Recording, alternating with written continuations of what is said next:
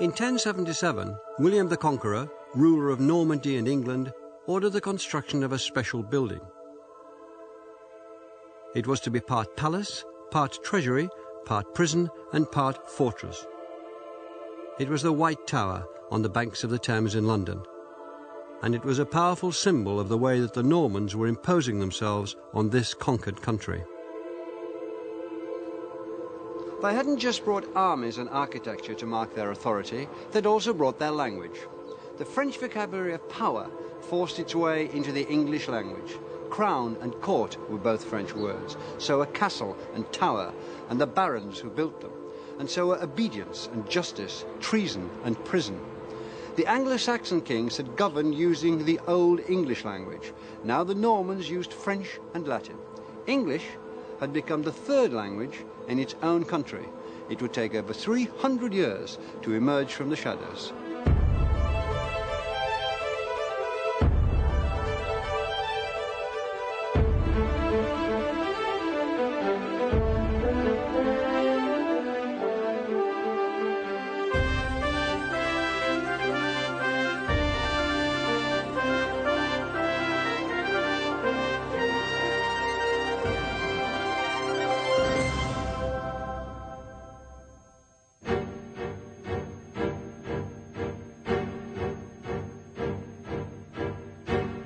In the years following the arrival of William's army at Pevensey, the Normans tightened their grip on England, now part of a kingdom that extended across the Channel.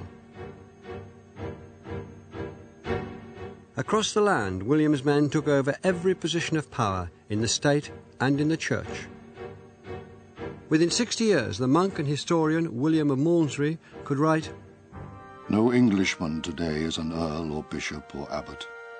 The newcomers gnaw at the wealth and guts of England, nor is there any hope of ending the misery." He wrote in Latin. Written English, which had managed to establish itself so boldly before the conquest, was now dying.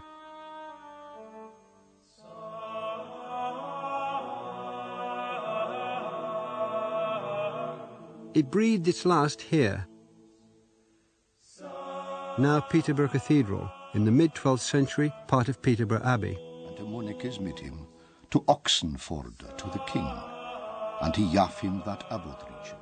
Around the country, monks had been recording the great events of the last 650 years in books known as the Anglo-Saxon Chronicles. They were written in the language of the people, English, and there was nothing like them anywhere in mainland Europe. He was also at Ramsey, and at Tours, and at Spal, and knew his abbot. Since the Norman conquest of 1066, these unique accounts had been abandoned one by one. The Peterborough Chronicle was the last survivor. In 1154, a monk recorded that the abbey had a new abbot, a man with the very French name of William de Watteville. He is chosen author of himself. Willem de Watteville is gehaten, good clerk and good man, and fair have it begun. He has made a good beginning, the monk writes. Christus him ure. Christ grant that he may end as well. With this last entry, 6.5 centuries of written history came to an end. Old English had ceased to be the language of record in the land. But that didn't mean that it was going to go away.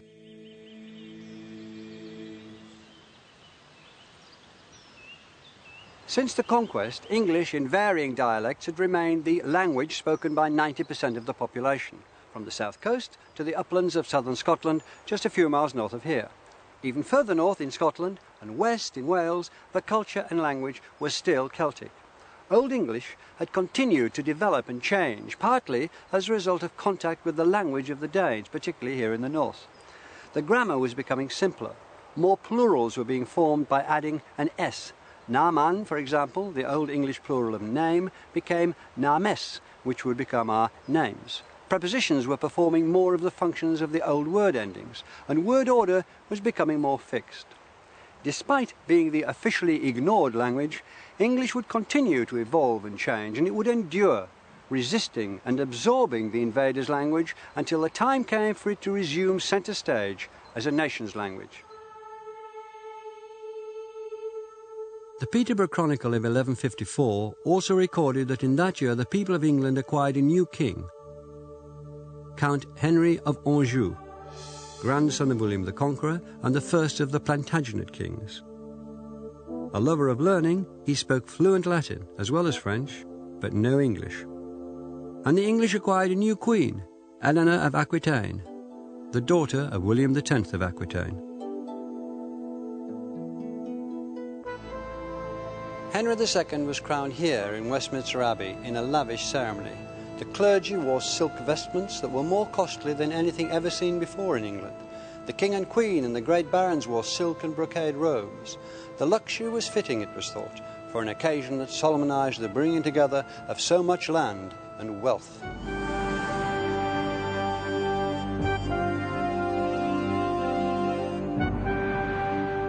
Henry brought his inheritance of William the Conqueror's land in England and northern France. Eleanor, the greatest heiress in the Western world, brought with her a great swathe of what is now France, from the Loire to the Pyrenees, from the Rhone to the Atlantic.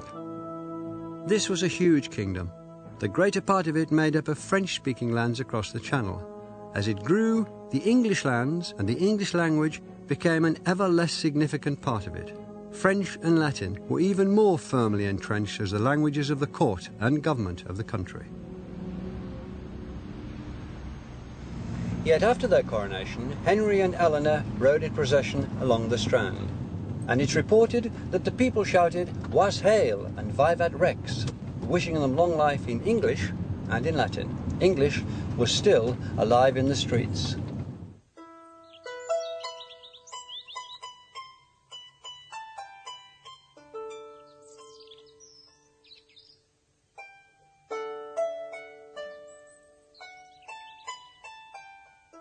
In the court and royal palaces, new ideas from across the Channel were in the air, and new words to express them, words which sang, of courtesy and honour, questing and damsels, jousting and tournaments. French words, every one. The vocabulary of romance and chivalry was heard in England. Bona donatus placiat su friend, del ben quieus fuel quieus hui del mal soffrire, e pues lo mals non puera dantener, ans merce blanquel partam egalment.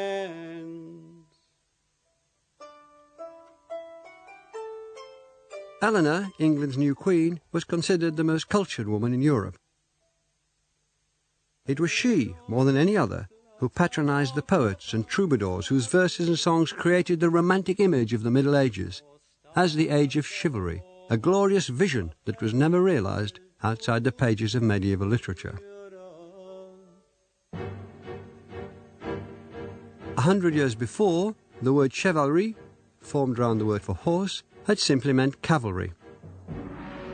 It was the fierceness of the mounted warriors that had carried the day for the Normans at Hastings, and since then many English peasants had come to know the mounted Norman soldiers as little more than thugs and bullies who ran the country by force.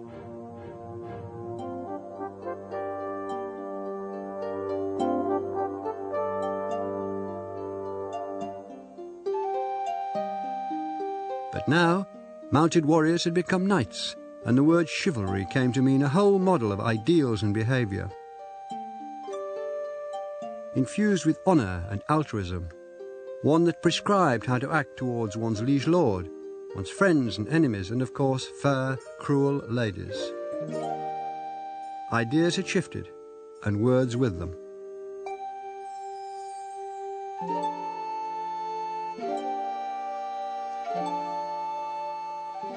It was in Eleanor's reign that French writers brought the stories of Arthur and his knights out of the history books and into poetry, cultivating a language far richer and subtler than the one that the first Norman settlers had spoken and written. The poets rhapsodized about Eleanor, celebrating her as the most beautiful woman in the world, pouring out the impossible longing for the perfect woman that was at the heart of the cult of courtly love. The poetry of affairs of the heart had come to England. singing of pain and joy, and beginning a line in literature that runs through Shakespeare's sonnets and the great romantic poets to today's 3-minute pop lyrics.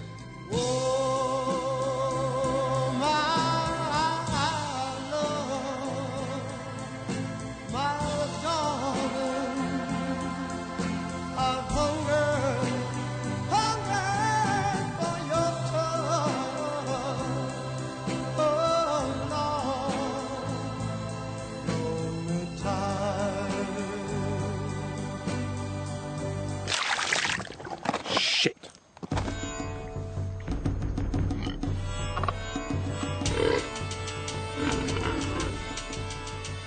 Meanwhile, England's native inhabitants were singing their own songs about things in their less exalted condition, things that concern them every day. They sang in their own language, English.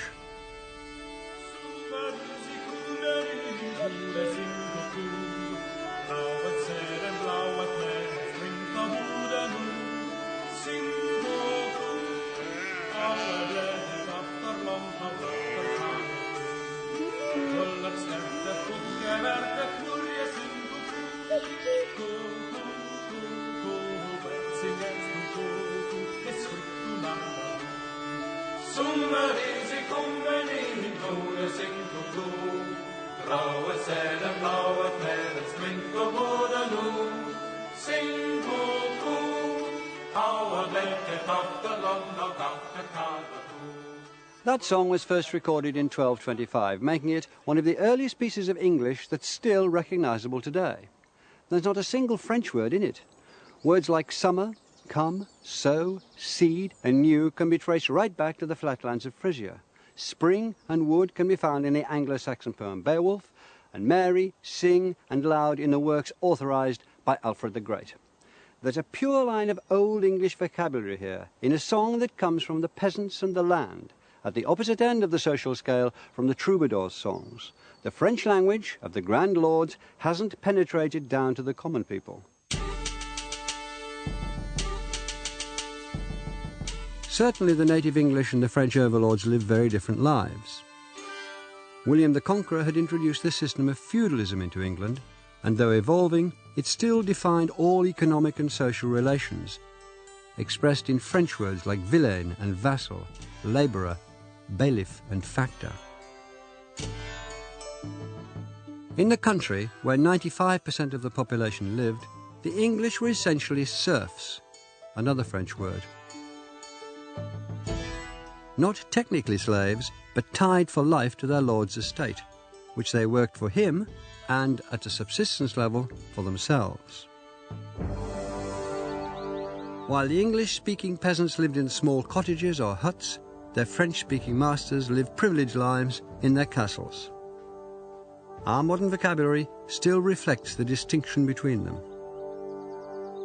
English speakers tended the living cattle, which we still call by the Old English words of ox or cow.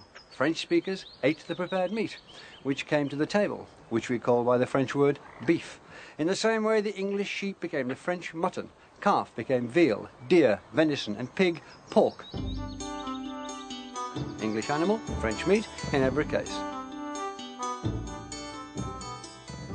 The English laboured, the French feasted.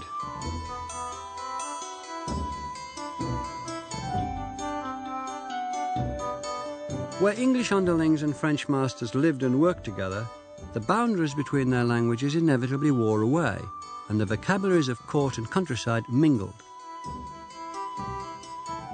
For example, local men would have been involved in the training and flying of a nobleman's hawks. And some now common words have come to us from falconry. The word falcon itself comes from French, as does leash, which referred to the strip of material used to secure the bird, and block on which the bird stood. Our word codger comes from the often elderly man who assisted the falconer by carrying the hawks on a cadge or cage. Bait described the bird beating its wings and trying to fly away. Check meant at first refusing to come to the fist.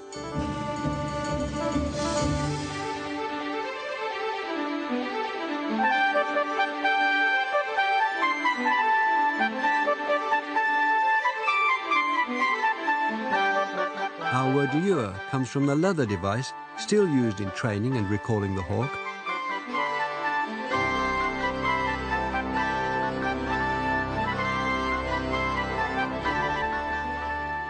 Quarry was the reward given to the falcon for making a kill. When a bird molted, she was said to mew, and from that came the name of the buildings where hawks were kept, mews. Today, that name can still be seen attached to streets where estate agents rather than hawks hunt their quarry.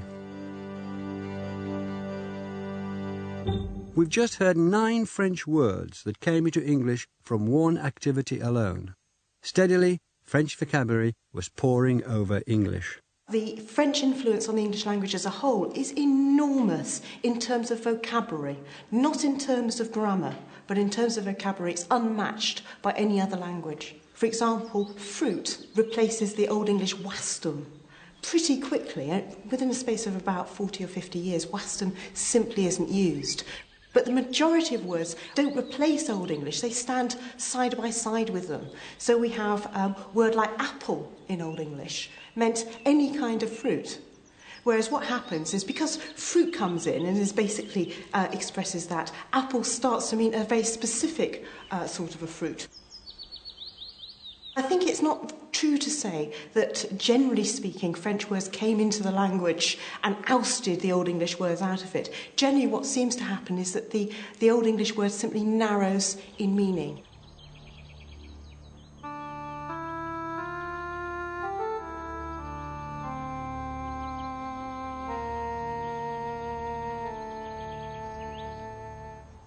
It was now almost 150 years since the Norman conquest. Though the people at the top had changed, the ascendancy of French was still absolute.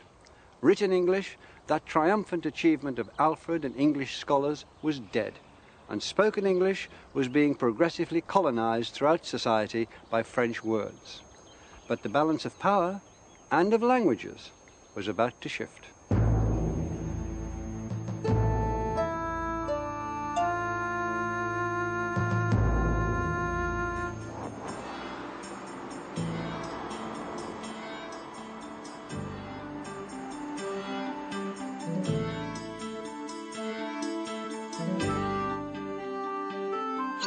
Of course, early 13th century English society consisted of more than English peasants grubbing the land and French-speaking nobility lording it in their castles. Trade was on the increase. The wool trade in particular made parts of England rich. On the proceeds, grand churches were built, even in modest villages like this one at North Leach in the Cotswolds. Services would, of course, be conducted in Latin.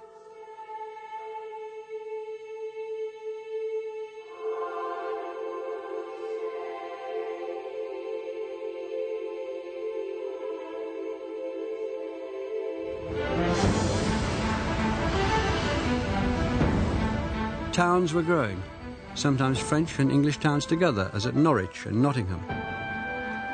Then, as now, London was the magnet. Its population would double in the course of the 13th century. As feudalism loosened its grip, English speakers would flood in from the country looking for opportunities, a better life.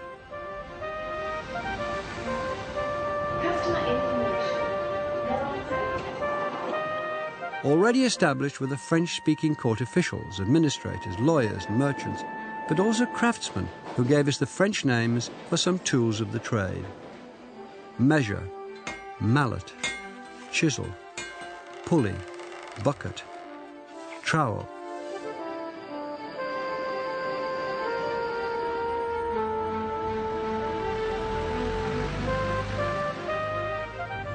This is Petty France in London. Its name shows that it originally housed a community of French immigrants. In the early Middle Ages, there were areas like this in many English towns, home to craftsmen and merchants who'd come here from Normandy. English and French speakers met and mingled in these places, and the English middle classes picked up French words by the thousand. Merchant, money, price, discount, bargain, contract, partner, embezzle. The English didn't just borrow French vocabulary, they took their names. Then, as now, names were a matter of fashion, and the fashion in the early 13th century was for French. So out went the good old English Ethelberts, Elfrics and Ethelstains, Dunstons, Wulfstons and Wulfrics, and in came the newfangled Richards and Roberts, Simons and Stephens, Johns, Jeffreys, and most popular of all, Williams.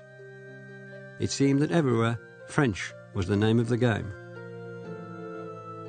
If this process had continued, whereby French percolated and penetrated into every area of English society, then French could eventually have engulfed English. That didn't happen. Why not? One critical reason was that because of particular historical events, French speakers in England became cut off from their cultural and linguistic roots. In 1204, the reigning monarch John, King of Normandy, Aquitaine and England, lost his Norman lands in a war with the much smaller kingdom of France. The Norman dukedoms, ancestral lands of William the Conqueror, and cultural homelands were part of another empire now. As long as the French nobility and middle classes who lived in England kept contact with their homelands in Normandy, as long as they thought of themselves as French and married within French families, their identity and language were secure. When they lost their connections across the Channel, their language began to lose its grip on English.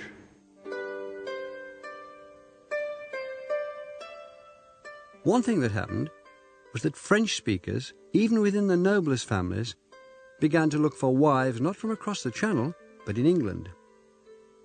They married English speakers, and in doing so, they married, as it were, into the English language as well.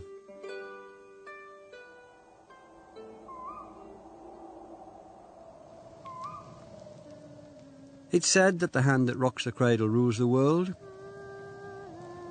It's likely that by the middle of the 13th century, many children in families which would previously have been French-speaking were learning English from their mothers or nurses.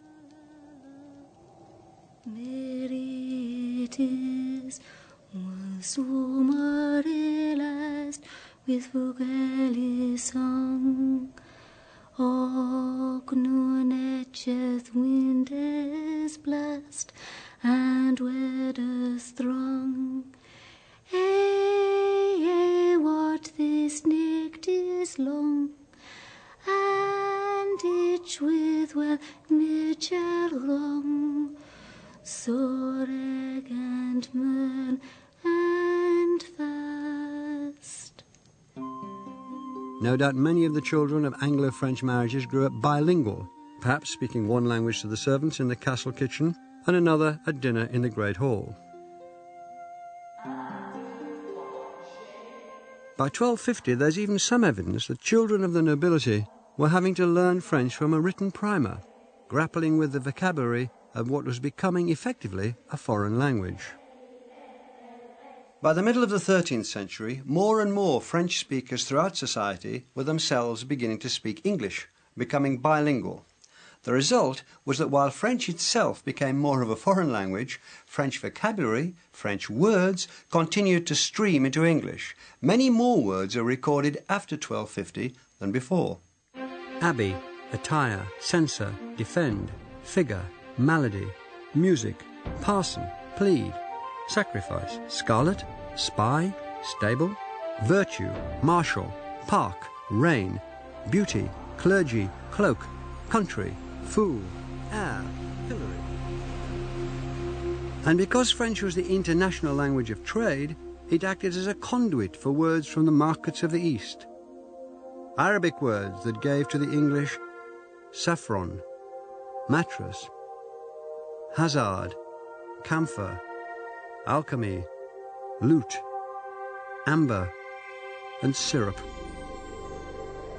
Our phrase checkmate comes through French from the Arab shahmat, the king is dead. As we've heard, very often the imports didn't replace existing English words, but settled down with them, each word adopting a slightly different meaning. The same thing had happened with English and Old Norse, this layering effect. So, a young English hare came to be named by the French word leveret, English swan, French cygnet. A small English axe is a French hatchet.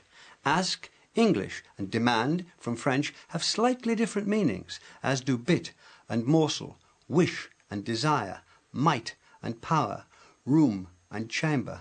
On the surface, some of these words appear to be interchangeable, and sometimes they are. But more interestingly, there are fine differences. That's the beauty of it. Answer is not quite respond.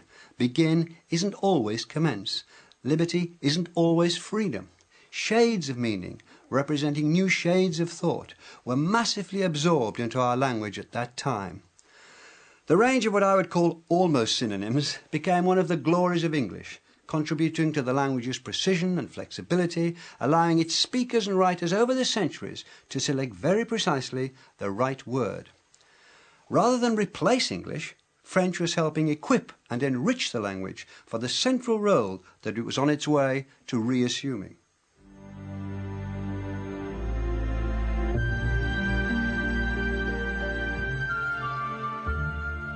Towards the end of the 13th century, a new idea of the English people was being born. The Norman lands across the Channel were a foreign country now. Even the families who traced their roots back to William the Conqueror's Norman followers, men with French names and French blood, started calling themselves true-born Englishmen. Behind me is the tomb of Edward I, the hammer of the Scots, it says there in Latin. Latin was the language of official business. But when the French King Philip threatened invasion of England in 1295, Edward used the English language as a symbol of nationhood to galvanize support. If Philip is able to do all the evil he means to, from which God protect us, he plans to wipe out our English language entirely from the earth, he said. The old language, reborn, could now be a rallying point for a new mongrel people. The invasion never came. And though Edward made the English language a symbol for the country, he didn't elevate it to official use. Latin and French were still the languages of state affairs.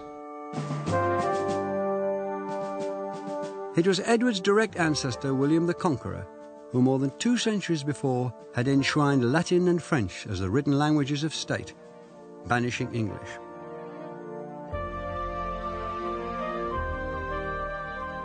But as the 13th century gave way to the 14th, English was becoming the one language out of the 3 that everyone in the country could be counted on to know. In 1325, for instance, the chronicler William of Nassington could write, Latin can no one speak, I trow, but those who it from school do know. And some know French, but not Latin, who are used to court and dwell therein. And some know Latin, though just in part, whose use of French is less than art. And some can understand English, who neither Latin know nor French. But unlettered or learned, old or young, all understand the English tongue.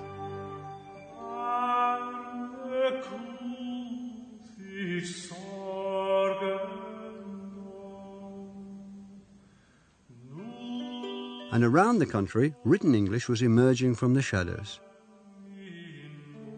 Songs in the French troubadour style, but with English words, appeared, as did a few vernacular poems. In some places, the old English religious homilies had continued to be copied and circulated.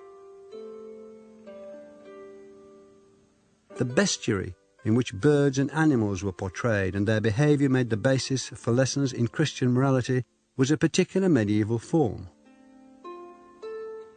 They were usually written, as here, in Latin. But in a late 13th century example, the text is not in Latin, but in English. The wild deer has 2 properties. He draws out the viper from the stone with his nose and swallows it. The venom causes the deer to burn. Then he rushes to the water and drinks. The devil is like the whale.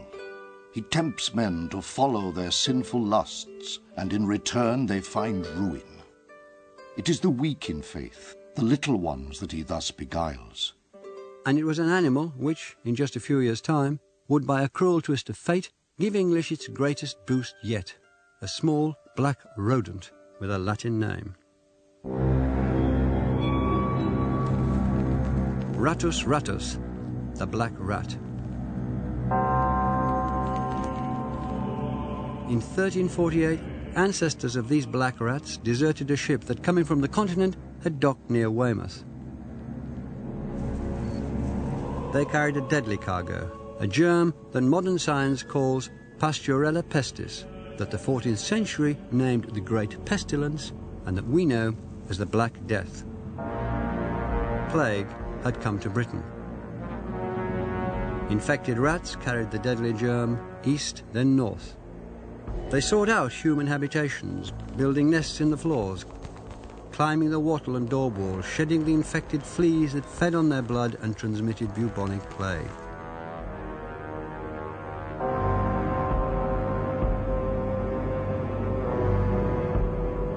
It's been estimated that between a quarter and a third of England's population of 4 million died.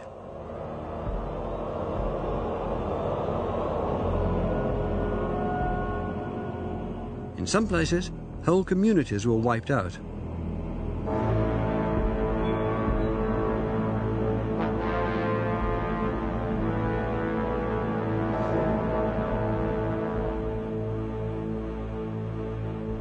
This is Ashwell in Hertfordshire. In the bell tower of the church, some desperate soul, perhaps the parish priest, scratched a poignant record on the wall in bad Latin. The first pestilence was in 1350-1. 1350.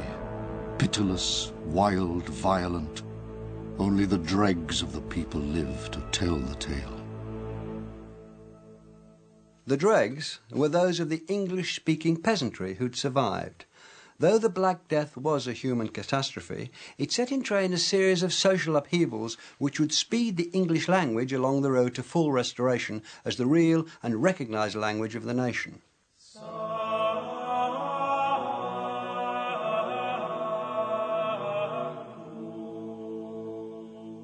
For one thing, the Black Death dealt Latin, the language of the church, a body blow. Where people lived communally, as the clergy did in monasteries and other religious orders, the incidence of infection and death was disproportionately high.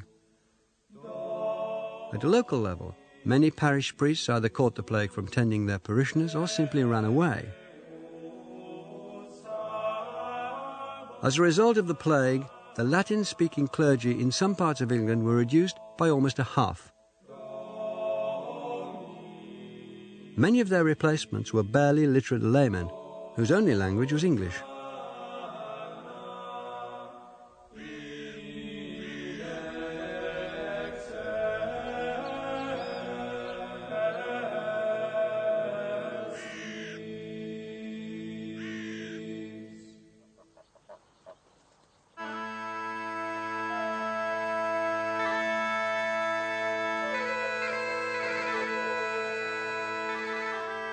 England after the Black Death was a very different place. In many parts of the country, there was hardly anyone left to work the land or tend the livestock. The acute shortage of labour meant that those who did the work had the power to break from their feudal past and demand better conditions, higher wages. Times were changing.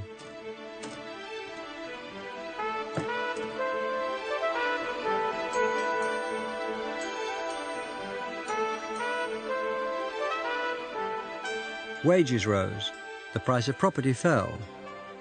Working people seized the opportunities they'd never had before. The fortunes of the common people were changing. They were rising through society, and they took their English with them. By 1385, English had replaced French in the schoolroom, and as education and literacy spread, so did the demand for books in English. And English was already finding a place in the state and in the law. In 1362, for the first time in 3 centuries, English was acknowledged as a language of official business. Since the conquest, court cases had been heard in French. Now the law recognized that too few people understood that language, probably because many of the educated lawyers had died in the plague. From now on, it was declared, cases could be pleaded, showed, defended, debated and judged in English. In the same year, 1362, Parliament was opened here at Westminster. For the first time ever, the Chancellor addressed the Assembly not in French, but in English.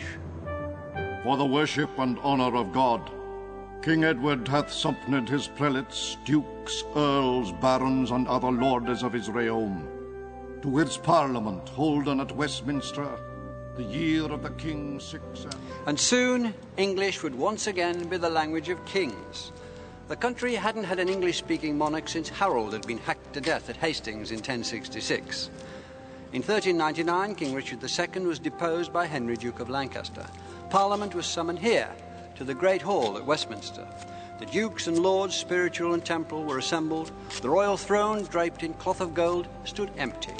Then Henry stepped forward, crossed himself, and claimed the crown. And in a great symbolic moment, he made his speech not in the Latin language of state business, or the French language of the royal household, but in what the official history calls his mother tongue, English.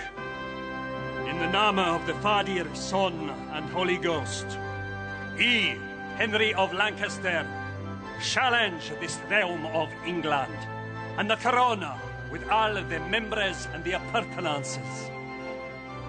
As I that am descended by richt line of the blood, coming from the good Lord, King Henry III. And for that richt, that God of his grace hath sent me, with the help of me kin and of me friends, to recover it. The which realm was in point to be undone for the fault of governance and undoing of the God allowance.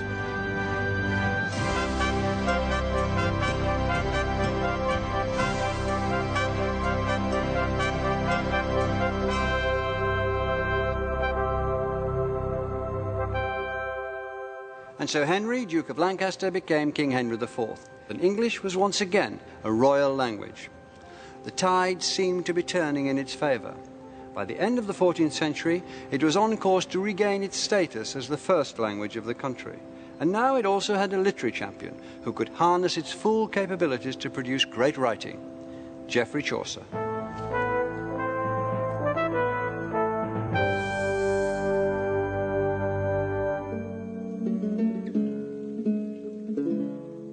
When that April with his sure as soot the drocht of March hath persed to the root, and bathed every vine in such liquor of which virtue engendered is the floor.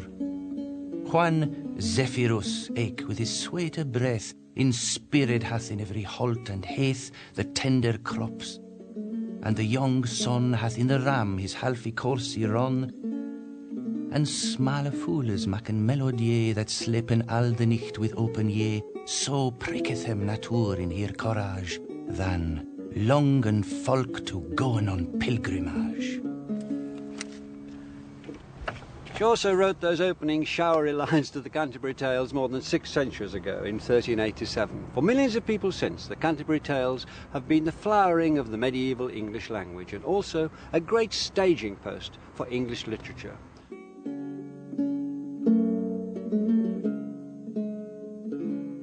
Chaucer, pictured here as one of his own pilgrims, wasn't the only writer of his time, and he didn't invent the language he was working with. But he, more than any other, recognised its richness, the potential in having at his disposal vocabularies from high and low society, drawn from French and Old English, and he worked it to the full. Chaucer was a Londoner and an important man, with connections to the royal family and a high position in the civil service.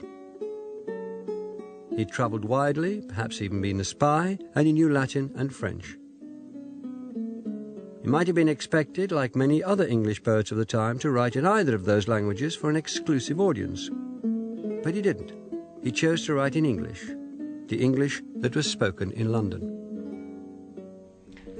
Of London would have been a huge mixture. You've got people coming in from the central Midlands, from the northern Midlands. From the northern Midlands, they'd have bringing more Scandinavian terms because it's an area of strong Scandinavian settlement.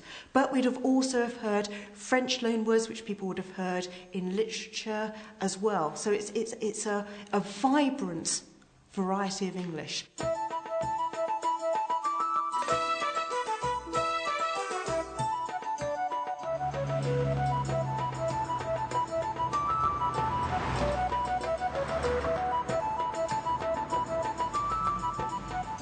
Befell that in that season on a day, in Southwark at the Tabard as he lay ready to wenden on me pilgrimage to Canterbury with full devout courage. At night was come into that hostelry, well 29 in a compagnie of sombre. This is where the Tabard Inn used to stand. Now it's the rather dismal backyard of Guy's Hospital. This is where Chaucer's pilgrims gather before setting out on their pilgrimage to Canterbury.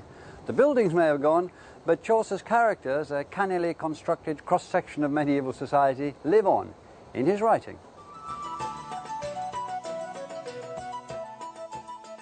A knicht there was, and that a worthy man, that fro the time that he first began to readen out, he loved chivalry, truth, and honor. There was also a nun, a prioress, that of her smiling was full simple and coy. A merchant was there with a forked beard, in motley, and he on horse he sat. A good wife was there of beside a bath, but she was somedel deaf, and that was scath. The miller was a stout carl for the nonnes, full big he was of brown and eke of bonus. The pilgrims set off for Canterbury, a journey of about 3 days then, and to pass the time they told each other stories. The stories have a range of styles, from serious moral fables to bawdy farces with episodes that wouldn't be out of place in a carry-on film. What Chaucer did most brilliantly was to choose and tailor his language to suit every tale and its teller. The creation of mood and tone and the realization of characters through the language is something we expect of writers today. So it's difficult to realize how extraordinary it was when Chaucer did it. He proved that reformed English was fit for great literature, which gives him a key part in our story.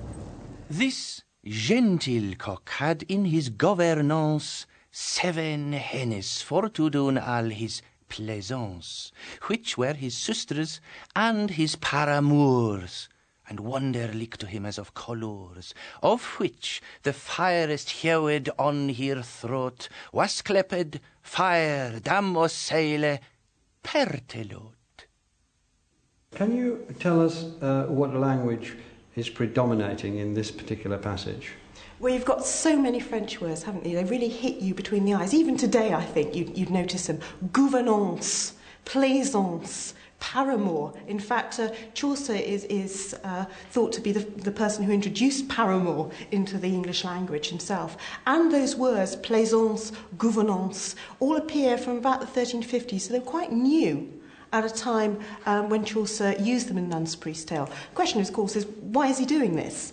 Well, it's odd, really, isn't it? Because this is a story about chickens. It's a story about a cock and his hens. And you'd have thought that perhaps a less refined language might be in order. But Chaucer is playing with the whole idea of an exalted style. And so he's investing these hens and cocks with a feeling of great literary quality. You know, it becomes almost a mock epic. Chaucer not only used existing French words for poetic effect, he also introduced his own elevated synonyms, sometimes bypassing an English word in favour of a more stylish French borrowing. So, English had the perfectly good hard as a noun. Chaucer borrowed the French word difficulté. In place of unhap, he gave us disadventure. For shenship, dishonesty. For building, edifice. For unconning, ignorant. And for meaning, signifiance. But Chaucer wasn't just ensnared with the elegance of French, he also cherished the directness and earthiness of English, and used it, for example, in The Miller's Tale, where the student Absalon's midnight assignation with a neighbour's wife doesn't go quite according to plan. This Absalon gan weep his mouthful dree. Dirk was the nicht as pitch or as the coal, and at the window out she put her hole. And Absalon him fill ne bet ne worse, but with his mouth he kissed her naked ears. The language, of course, is predominantly Old English, and again, Chaucer is aware of what linguists would call register. He knows that you have to have a particular style for a particular purpose. With The Miller's Tale, we have both the miller himself, who is a man of extraordinary qualities, so he opens doors simply by running at them with his head, which is a clever trick. And the story itself is, as you know, about bottoms out of windows and other such thing. And of course, in that case, it's appropriate to have a simple, earthy style. He knows that if he's talking about basic, earthy stuff, he might as well use good Old English words. And I think it's actually marked that use by not using many French words. I think people would have picked up on that. We certainly do. The style seems very direct, almost colloquial. Of course, that's literary artifice. But it does seem direct and colloquial, and that's as a complete result of the way in which he's using the language he'd have heard on the streets. Words like ass, meaning arse, I'm afraid, and other such rude words. Scholars dispute how much vocabulary Chaucer actually introduced into English. With Old English, he certainly reintroduced words which hadn't been written down since before 1100, probably because they weren't considered important or seemly enough. Words like churlish, farting, friendly, learning, loving, restless, swiven, wasp, wifely, and willingly.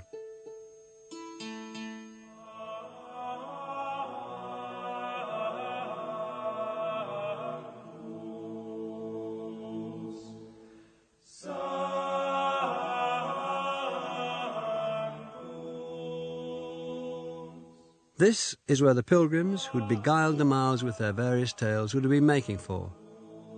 The shrine of Thomas à Becket in Canterbury Cathedral.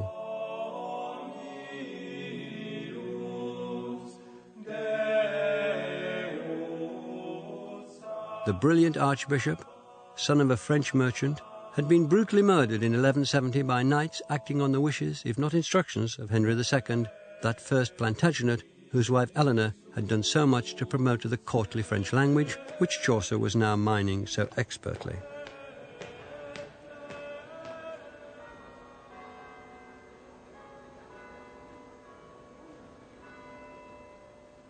In Chaucer's day, this area around the cathedral and the nearby streets would have been thronged with pilgrims from all over the country. Well, the thronging hasn't changed, but they would have been speaking in the dialect of their homes. English wasn't uniform in the way it was spoken, and Chaucer himself in the Reeve's Tale gives us literature's first fully northerner, who speaks with flat vowels. He says him for home, na for no, gan for gone, and nan for none, all pronunciations that will be quite understandable in the northeast of England today. Chaucer himself worried about whether his work would be mispronounced or wrongly copied or just misunderstood in other parts of the country. He bids one of his poems, Troilus and Cressida, a rather worried farewell, voicing a concern he must also have felt for the Canterbury Tales. Go, little book, and for there is so great diversity in English and in reading of our tongue, so pray God that none misread thee, ne they mismetre for default of tongue, and read whereso thou be or else song that thou be understand. I God beseech. Of course, Chaucer's books, particularly the Canterbury Tales, were understood. His language, the language of late 14th century London, would become, with some later modifications, the standard form of English, and his genius in harnessing that language to serve his vision as a writer would guarantee that it lived on. A century and a half after his death, Geoffrey Chaucer was famous enough for this tomb to be put in Westminster Abbey. In the intervening years, his tales had spread round the country and delighted listeners and readers ranging from London merchants to the future Richard III. Before the 15th century was out, the Canterbury Tales had been printed by Thomas Caxton, ensuring the future of Chaucer's work and furthering the process by which Southern English, Chaucer's English, would become the standard. Chaucer was the first poet to be buried here in what's become Poets' Corner. It's appropriate for the man who not only entertained and delighted in his own work, but who, through expanding the capabilities of the English language, created a standard and a platform for those who followed.